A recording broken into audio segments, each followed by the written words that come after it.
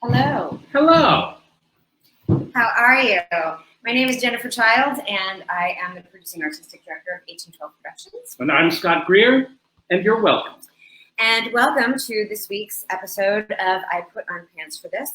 As we always say, usually at this time we would be in the theater laughing together, but as we can't gather there, we're gathered around our dining room table to talk about comedy and all things 1812.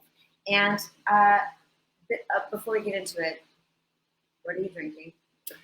What are you drinking? Scott, We've only done 30 of I these, know. and we blow that right at the top every time. Every time. What are you drinking? I am drinking sangria. Oh, that sounds delicious. Yeah. I am drinking a Delaware daiquiri, which is just a gin and tonic that's made south of the Pennsylvania border, so I can't drink it for 2 weeks. Wah, Wah, wah. Anyway, also it should be noted that it's hot. It's really hot. We do not have air conditioning. I am wearing I'm wearing one of Scott's t-shirts, which I usually wear what I call "Don't Touch My Body" dresses in the summer, and this is a "Don't Touch My Body" That's a small t-shirt. It is.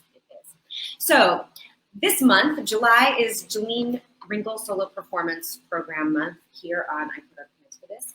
In July, that is when we host the Jilline Program, and we host residencies that benefit solo artists and give them the opportunity to work on solo shows that are in development. And so in honor of Jilline this month, we are talking to people who have been through the program. And one of the things that Jilline would always do at the beginning of Mondo Manja, her signature show, was she would do Saint of the Day. So we are doing Saint of the Day in honor of Jilline. So our saints of the day, and there are two sisters, Saint Anatolia and Victoria. They were beautiful Catholic noble women who were engaged and promised in marriage to two noble men, but they were pagans. Noble pagans. Noble pagans. And the pagan men did not like the fact that the girls were Catholics. So they struck a deal that allowed them, they imprisoned each of the sisters in their respective homes, hoping that like being caged up would make them pagan, or shake the Catholic off them. And but what happened instead is that both of the ladies during their imprisonment converted all their guards, maids, and servants in their respective homes. Wow. Like that. So serves them right. Serves them right. That's right. So Anatolia's suitor decided that this was enough. She's not going to denounce her faith for him. He's going to hire somebody to kill her. This is a terrible thing. It never goes well for the saints. No, it never does. It never does. Anyway, so he hires somebody to kill her, an executor. And so the executor puts her in a cell with a poisonous snake. The poisonous snake does not touch Saint Anatolia. Not at all. She converted the snake. Pretty close. So the executor goes in there to see what is up with the snake, and the snake goes after the executor. But Saint Anatolia saves the executor from the snake. I know, it's crazy. Double whammy. So the executor converts to Catholicism. Unbelievable. I know. So Anatolia's suitor is so angry, he kills both of them. What? So then, but you've got your other sister, Sister Victoria, Saint Victoria. Her husband is like, you know what?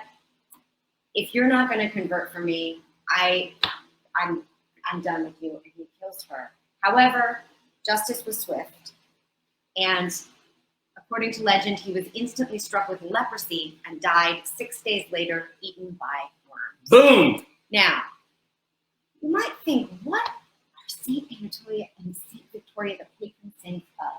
I'm going to say domestic help and snakes. You would think, but actually they are the saints that you pray to for protection against earthquakes, lightning, and severe weather. I see that. I see Makes sense. That makes sense. I'm a little disappointed that we never got invited to a noble pagan wedding. That's all. I know several noble pagans. Yes. Anyway, my friends. All right. So, but tonight, I want to get to our guests because we have some amazing guests. And one of the things that we've been talking about with the Jilline Program, we've talked about the residencies, and a couple weeks ago we had Bijan No to talk about developing work in the residency. Last week, we talked with Lee Menora about the Couple Extra Bucks Fund, or the granting program that gives artists a couple extra bucks to produce a show. But one thing that we haven't talked about is the role of a collaborator. Every person, every artist who comes as a resident for the Jilline program applies not only to work on their own, but to work with a collaborator. And that collaborator can be a dramaturg, a director, a choreographer, a music director, anything. And it helps, it's anyone who's there to kind of help push their process along. And so today we are lucky to not only have one of our amazing artists, but also her collaborator here with her.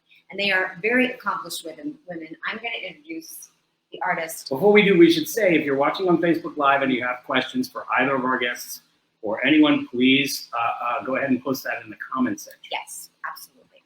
So I am going to introduce our amazing Jilline artist, T.S. Hawkins, and then I'll turn it over to Scott to introduce her collaborator. So T.S. is an international author, a performance poet, art activist, and playwright. Plays, short works, and books include Seeking Silence, Cartons of Ultrasounds, Too Late to Apologize, #RM2B, The Secret Life of Wonder, a prologue in G, again, #Sweet Reality, Don't Want to Dance with Ghosts, Sugar Lumps and Black-Eyed Blues, Confectionately Yours, Mahogany Nectar, Little Black Book, All the Long Story Short, and Hotel Haikus. Hawkins' one-act choreo poem, Again, was acknowledged for having the best theater moment of 2017. #Sweet Reality received the 2017 Theatrical Reality Check Surya Bonali Award, an international publication in Word Piece Literary Journal, showcased in Chicago at the Goodman Theater for the Black Lives, Black Words International Theater Festival, and shares residence at the Carnegie Mellon University Hunt Library. Cartons of Ultrasounds had the pleasure of returning to New York for a limited off-Broadway run to rave reviews. Her residency credits include National Black Theater Soul Producing Residence, Swim Pony Performing Arts Trail-Off Writer in Residence, Out of Exile Artist in Residence, Irondale Ensemble To Protect, Serve, and Understand, Painted Bride Art Center's Souls of Black Folk, and Alphabet Arts Puppets and Poets. And, of course, she was a 2019 Jilline Ringle Solo Performance Program resident with her work, They'll Neglect to Tell You. And just wait, because her collaborator is... Lois Moses, Esquire, is an actress, poet, clinician, filmmaker, director, legal scholar, and playwright.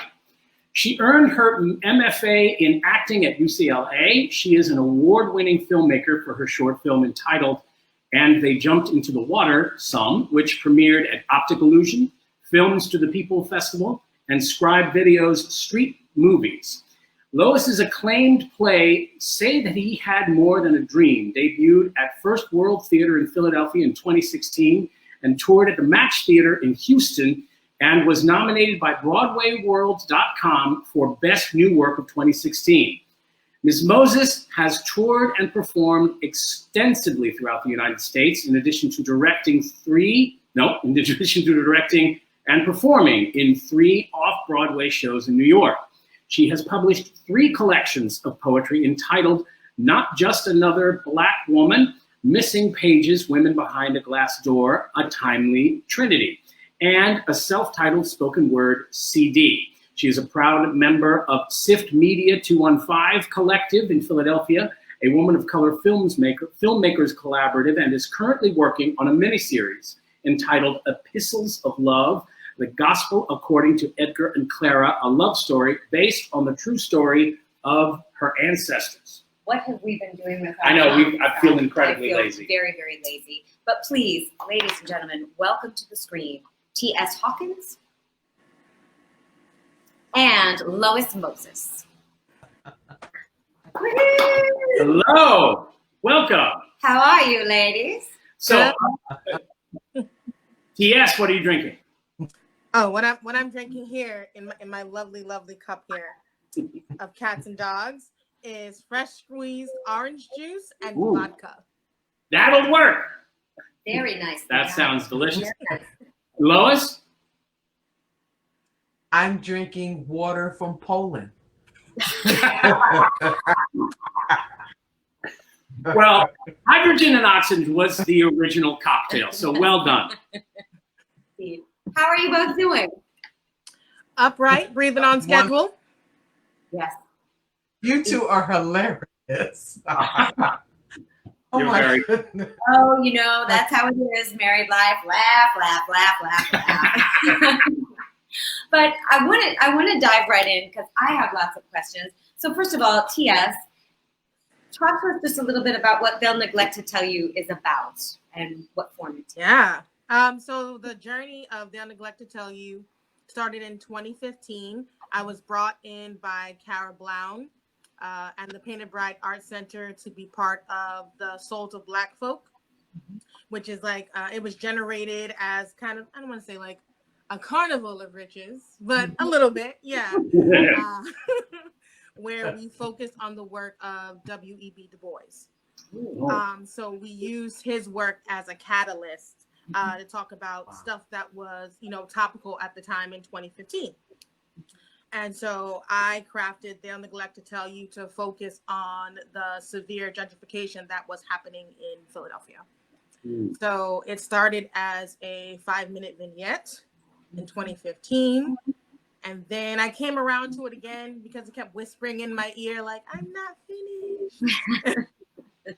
And it turned into a solo work that I had the opportunity to kind of like hash and pound out with Lois during the residency. Yeah. So when you say that in its first incarnation at Painted Bride, was it a solo then, or was it was from the beginning? From the beginning. Yeah.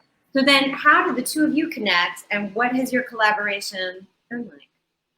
Lois is amazing. She's attached to one of my mentors, and I call my second mother, Dr. Kamika L.H. Williams Witherspoon.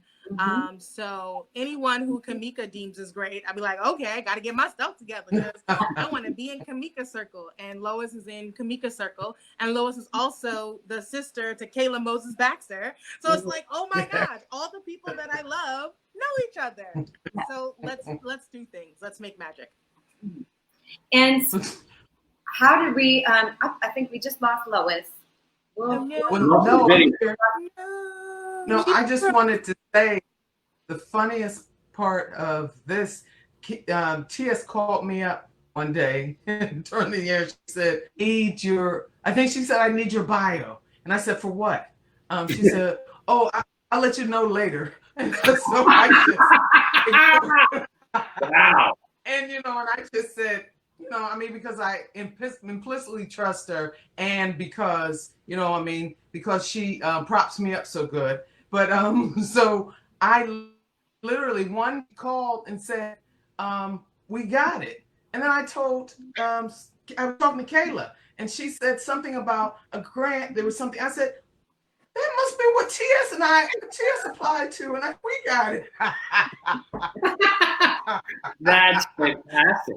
That is kind of how it went, because we were working already on a piece earlier that year that was Cartons of Ultrasounds in New York, and literally someone sent it in my inbox, and I had 3 days to fill out the application, and I didn't have time to debate with Lois. I just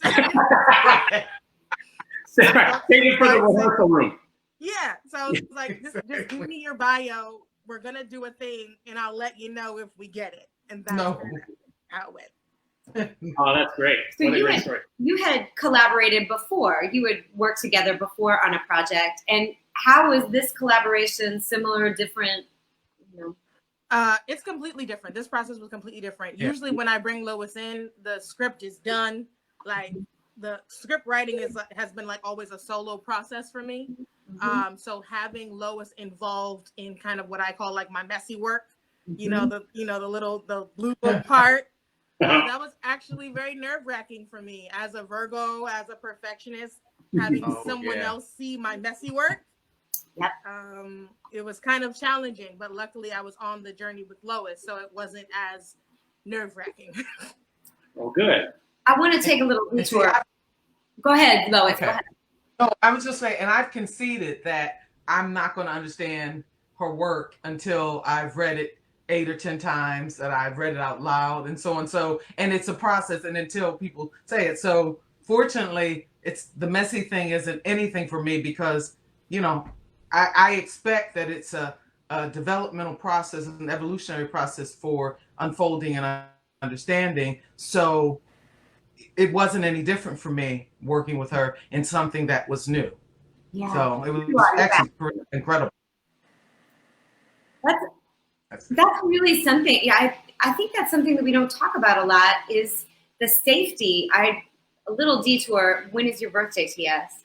Oh, September 9, 9, all day. I'm the 15th, so we're right there with you, my Virgo friend. But that idea of feeling safe with sharing things, like that's a really vulnerable thing to share work that is not done or is not perfect, and there's got to be a lot of trust there. And so, do you feel, Lois or TS, that you functioned as a director, a dramaturg, a hybrid, a sort of muse? I don't think one thing about TS is that she needs whatever muses she's involved with, they are on the job 24/7. I mean, that is, and so I think I felt sort of a hybrid of a director, consultant, sort of dramaturg, and actually a soundboard for her. So, and really collaborate. That's what I actually really like working with, because it's always a collaborative process. And because I don't really see myself as a director, that's really, TS has defined me as that. And I just, okay, cool. And because I don't really like acting. And, you know, so that's the problem. And so working with her is because she gives me this space, and she gives me the space of sort of ambiguity so that I can create really not only wonderfully organic, but also that she is this incredible vessel that's really generous. So for me, I actually sign on for her because I'm usually in a process, because I'm looking to learn something. And that's what I get out of her, and looking to develop parts of myself in terms of directing and things in a way. So I'm sorry teasing you, but that's what it's a developmental process for me working with her, which is exceptional for me to see myself in other ways and to develop skills actually that I put into my own work too. Yeah.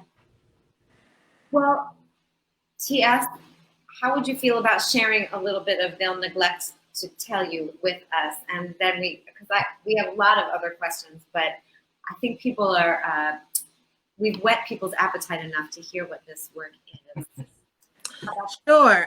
So this is in part 5 of the work. So the work is broken down into parts.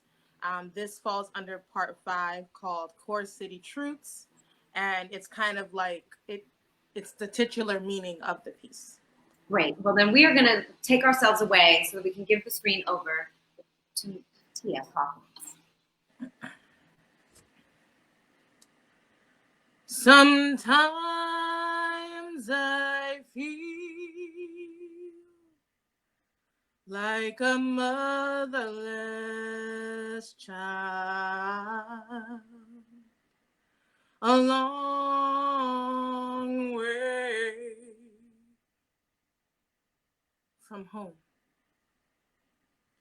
They'll neglect to tell you that the city of brotherly love and sisterly companionship never mentioned you as sibling nor addressed you as cousin at the family picnic, where you watched privilege play under the echoes of strange fruit, so that as your lineage hangs like dirty laundry branched between the American dream and the wreaked reality of history, you only have enough change to beg SEPTA to carry you to a constitutional tagline that's getting there. Waiting for the moment to go back home and realizing you never had one. They'll neglect to tell you that July 4th, 1776 was the largest pleaded fifth. How the rocket's red glare is a reminder that you, Negro, still too big for your borrowed britches, will never sit on this Columbus throne. So to the right hand of the founding fathers, bombs of Osage burst through heirs of your lineage. And as the smoke dissipates, Drexel and UPenn give white flight space to call home a camp with no us. They stroll through their supremacy, unaware of the heaving brown brethren walking through them. They'll neglect to tell you about the unsung Cosby kids with tombstones for loans.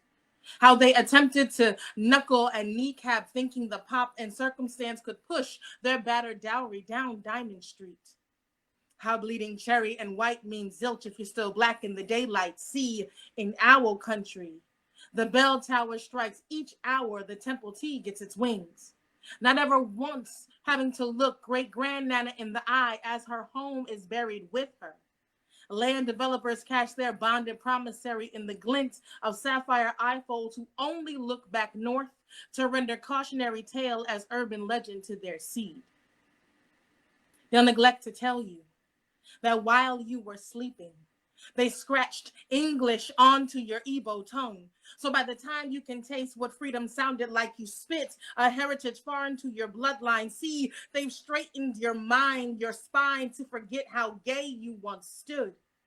Narrowed your nose and clouded truth. They've lightened your soul so you never know the melanin of your power. They've trained you to lubricate your ashes to amens. And you flip through rusted rhetoric and you sip its holy water as Mother Earth sits lonely at plated universe, waiting for her Bible-fed prodigal daughter to return home from school, her son from prison, or either at all. They'll neglect to tell you that it wasn't your fault. You, the Onyx concept, missing your seat to the transatlantic exchange or the proper invitation to tea. You, feared solely in theory, your discourse hardly making the grade, decades of passing you through a system, they, yielding not ever to explain you, part of the plan fine printed in the profits of City Hall, bringing you only to the table when company comes.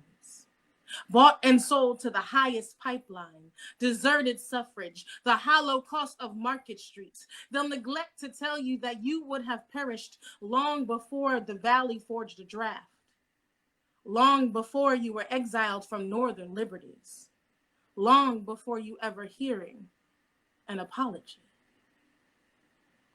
Sometimes I feel like a motherless child, a long way from home.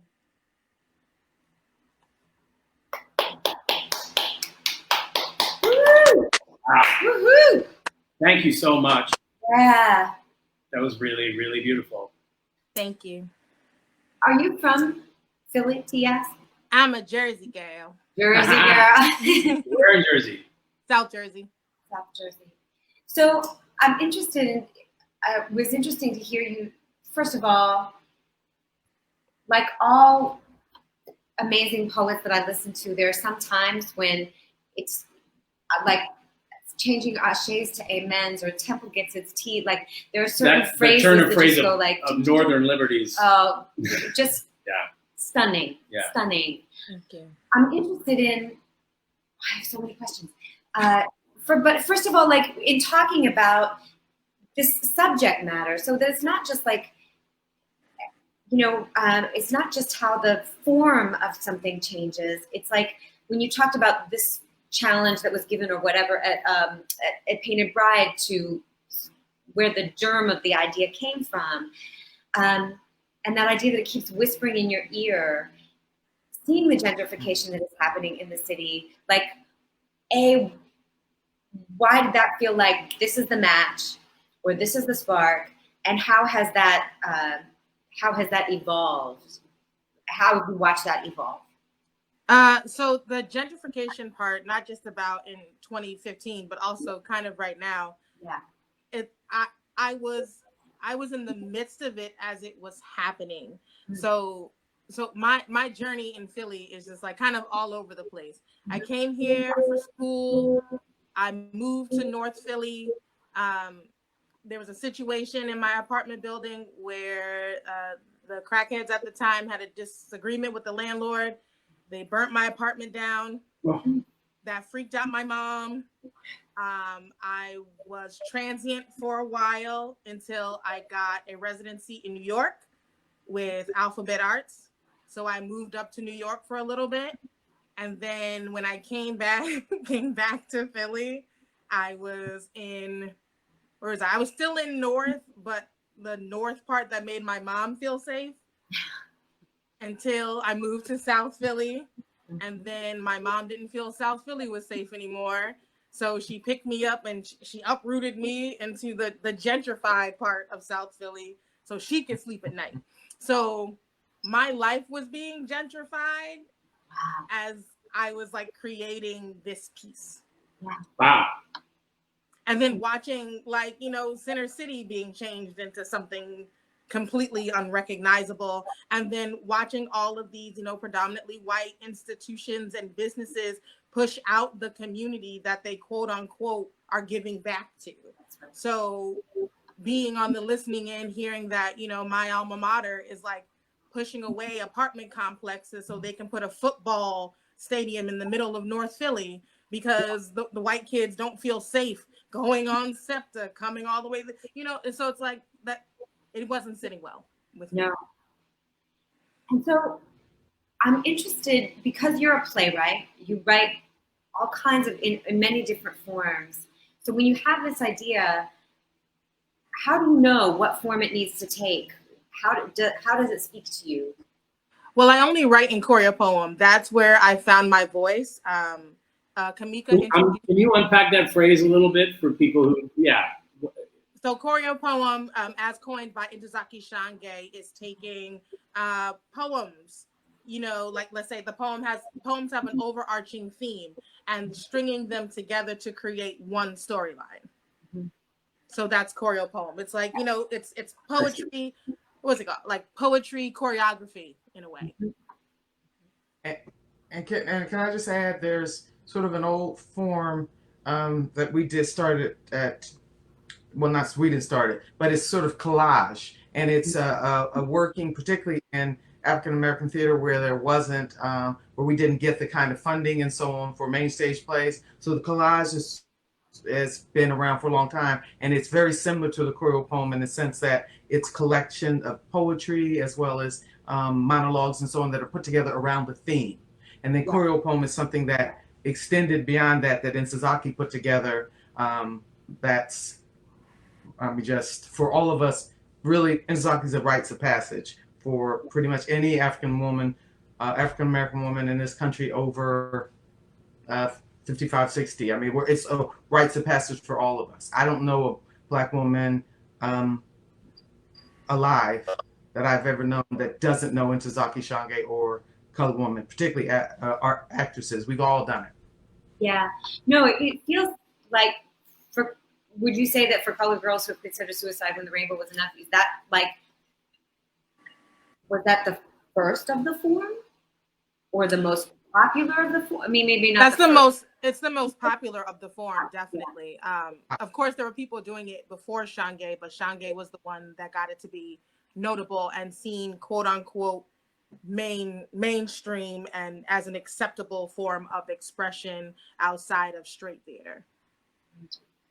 So, and, it's because Pat picked it up and created that, that venue for her in New York. So it crystallized this, it's fun. And that's what particularly African American women do. We have created forms continuously in order to get the work out, particularly when you have lack of resources, you use what you have, which is part of what we've done with the form that TS and I worked here.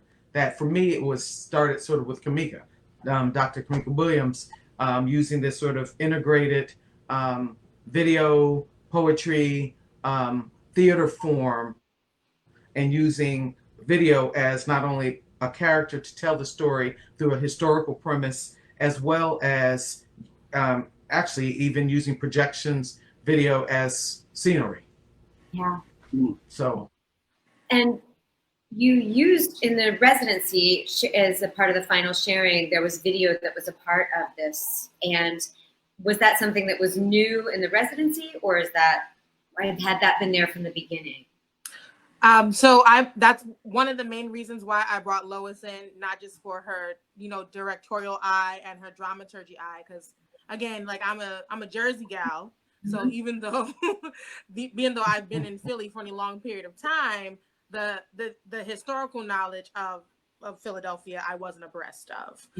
So that's why Lois came in, but also in addition to her cinematic worldview, because the city is also a character in this work. So it's very important that the video and the imagery be very clear. Yeah, that's great. And how has it evolved? I mean, from that first time at Painted Bride through the Jilline residency, and I know it's something you continue to work on. And so it started, you said, with 5 minutes. How long is it now, and how do you see it evolving? So right now, it's on the brink of being a one act. And the beautiful part of the residency, because I know we always talked about creating is like a bubble, and so like having to share with all of my other folk in the cohort and listening to the feedback. One of the feedback that always stuck with me and kept whispering even after I put the piece down. I believe, Lois, correct me if I'm wrong, was that Jessica's collaborator? Yes, her part. Yeah. Oh, Brent Yes. Thomas. Yeah. Had mentioned, do you feel like there's more voices in this work? Like, yes, it's a solo piece, but do you feel like there's more voices in this work? And I didn't have an answer at the time. I was like, I don't know, maybe, I don't care. Not that I don't care. It's like, I don't know. Like, I let talk to me.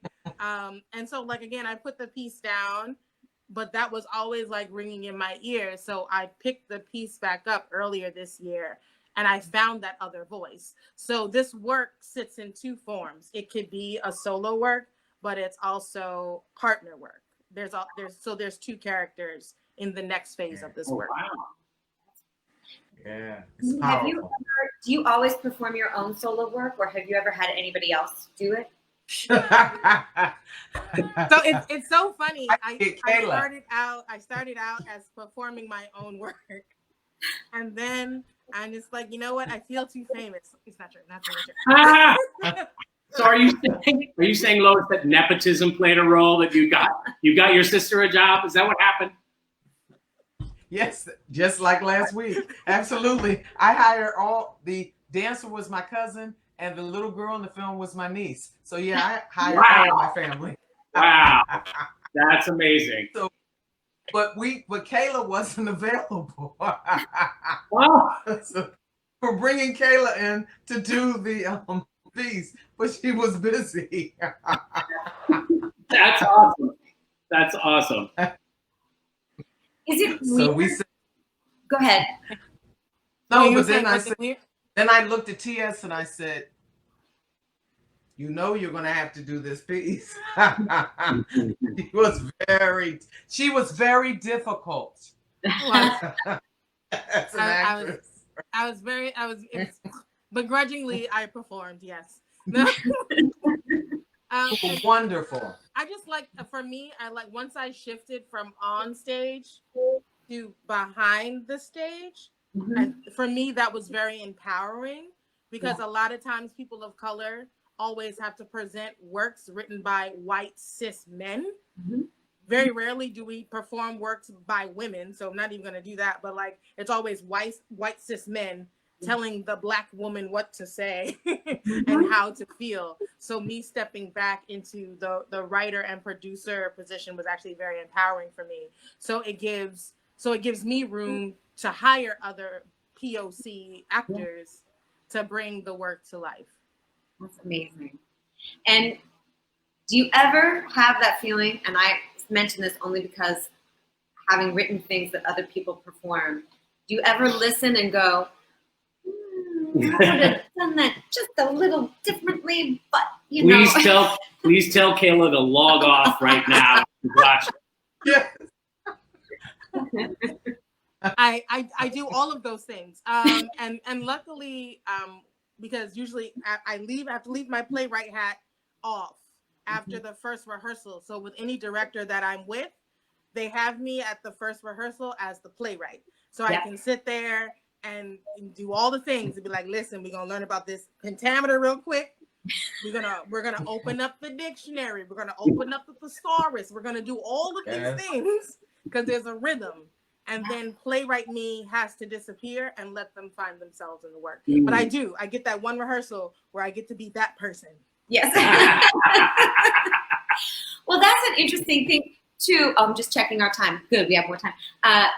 That's an interesting thing too that you talk about rhythm, and obviously you feel it so strongly in your work. And I've always said, we do comedy, and that there's a rhythm to comedy, and that it's music in its own way.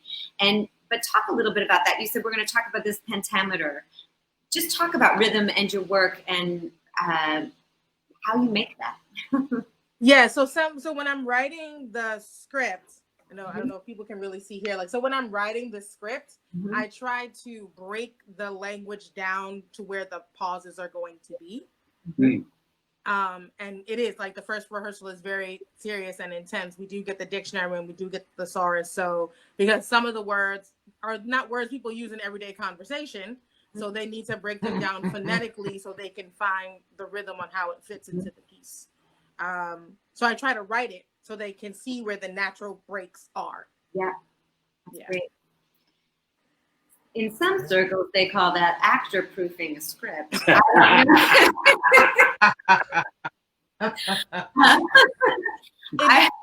don't work sometimes. No, I know. I have to be careful of that. Sometimes I'll write, she says, as if she has a secret, but only a little, I overwrite too much. And I've had directors who let me do that work. I can just say, as an actor, I so appreciate that. I love when it's very explicit what the author's intent is, because it helps me as an interpretive artist to bring it to life and kind of to get, I see. So this is where this person is coming from right now. And it's, yes, especially, rhythmically, punctuation, like all of that is super helpful for the actor. Indeed. It is. It's like a musical score, Pretty much. Do that. Yeah. But I'm not. As a director of her pieces, I have to listen for. I almost have to listen for spirit to know, because the way she writes in terms of the rhythm and so on, it's the imagery that informs me as a director. And because it is, where the actors are, what the theme is, but in order to create the pictures, I had to do all kinds of dances and play with music, play with sound on, because she gives you, literally it's like this tableau that you get that you can almost paint anything on.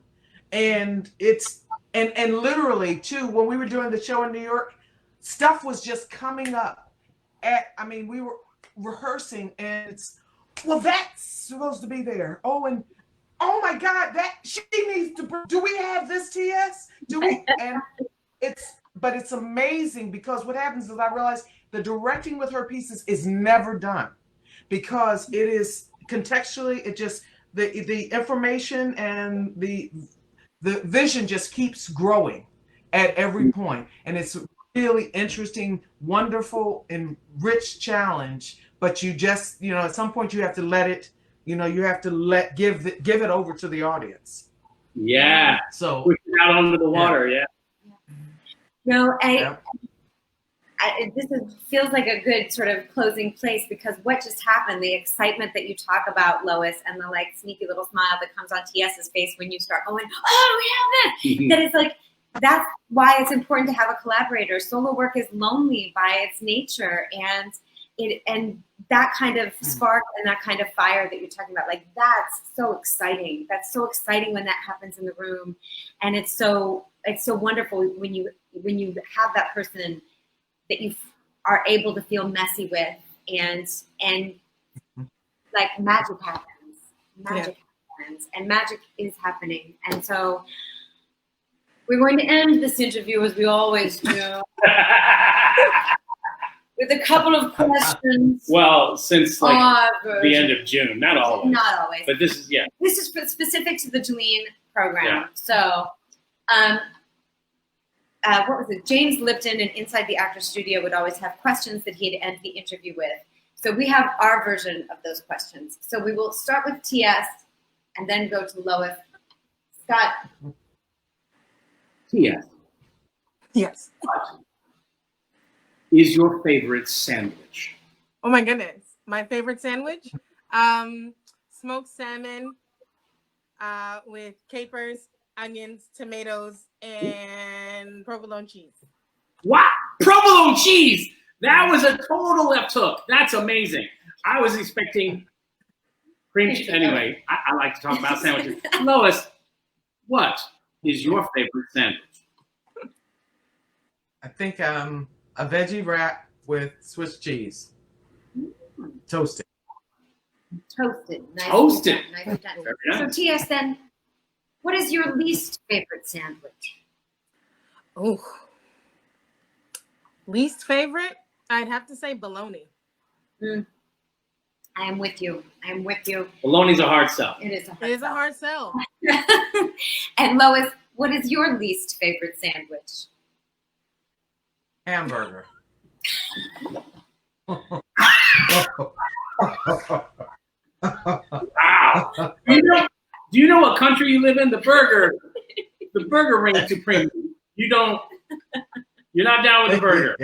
Are you a vegetarian? Yes, I Okay. started out as a kid. Huh? Have you tried the Impossible Burger? You tried any of those like meatless? No, I haven't tried that. But actually, steak is next to burger. They used to have to force me to eat steak as a kid Wow. for protein. Yeah. All right. So, TS, what or whom makes you laugh the most? Makes me laugh the most. My mother makes me laugh the most because she don't know what she be saying or how she say it sometimes. You know, it's always that one sentence over. You be like, "All right, ma, all right, you got me." Excellent. Lois, what or whom makes you laugh the most? My nieces and nephews. My nephew, he's like 3 years old, and he was at Thanksgiving, and he told my cousin, he said, "Can you feed me? I don't want to get my hands dirty." Scott said that to me the other night, and it was. I like to be the baby bird. I'm sorry. And she did. He's 3 years old. All right, TS, what or who makes you cry? Ooh, makes me cry. You know what? Grey's Anatomy is real good at that. Like they always get those good moments, and you be like, "I'm too butch for this." You know, Grey's Anatomy. Oh, my daughter is obsessed with Grey's Anatomy. Yes. That's awesome. So, what or who makes you cry? Deep gospel music. Dark, you know what I'm saying? Heavy in the spirit gospel music. That's awesome. TS, who would play you in the movie of your life? Ooh, Who would play me? Who would I want to play me? I would want Tiffany Haddish to play me. All right. I can see that. Yeah. I want Tiffany Haddish to play me. And Lois, who would play you in the movie of your life? Alive? Do they have to be alive? No. Diana Sands would play me. I don't know Diana Sands. Yeah. Can you fill me in a little? Yeah, she's Broadway. She did the landlord with the Bridges, Bo Bridges. Oh, yeah. Amazing. Oh, yeah. She was also in Raising in the Sun in the movie and on Of Broadway. course. Of course, she's amazing. Yes. Yes. Anita. Yeah. Yeah. Mm-hmm. Well, I would tune in to both of those movies, with or without those stars. The last thing that I want to do before you go is, could you both please show your earrings and talk about your earrings? I just want to, because in addition to doing the entire bio for Lois that we had, the other thing that was not in that bio, Lois, and you can tell us, is that you made these earrings. Yes. Yeah, they're spirit armor that I started wearing when I was going through a very difficult time. And I started with my great grandparents and so on. And I was wearing the necklaces and the earrings. And then I just started sharing them and making them for people with energy they were connected with. And when Intisaki Shange passed, and I knew how T.S. felt about her, I tried to adorn her to carry, because I just considered ancestors spirit guides. So, and this is Hamer, and it's a whole Shiro collection, really. And you know what it is? It's to educate and give visibility to African American women in a country where we've been invisible in our deeds and in our voice often. And this is Mary Church Terrell and Fandy Lou Hamer came with me tonight. Oh, that's great. Do you sell those earrings or no? Yes. Do? Yeah, it's called Armed by Design. It's a Yeah, say that again. There was a sound glitch. Armed by Design. Armed So by it's Design. ARMD by Design. Yeah, so it's ARMD Armed. by Design. Awesome. Awesome. And Thank you. TS, if we want to find more about your work, you have a website, yes? I do. Yeah, I can be found at tspoetics.com. And that's T as in Tom, S as in Sam, poetics.com. Fantastic. And I'm Thank you. LoisMoses.com. LoisMoses.com. Lois Also Moses. links to the earrings and my films. Oh, perfect. Great. LoisMoses.com, Yep. tspoetics.com. Thank you both so much for being here. Yes, That is, thank you. I feel like this is just the beginning of so many conversations. I have more questions. So part 2 next week. Actually, this is Jilline month. Next week we have Jennifer Blaine. The following week we have Fatima Agrawal. Past episodes are being archived on our website. Our studio producer, as always, is Ben Levan. Our in-house producer, Lily Greer, is on vacation this week, so it's just us. Our sponsor, as always, is my sister's cute new dog, Vito Childs, who says, on behalf of dogs everywhere, we're so glad you're home.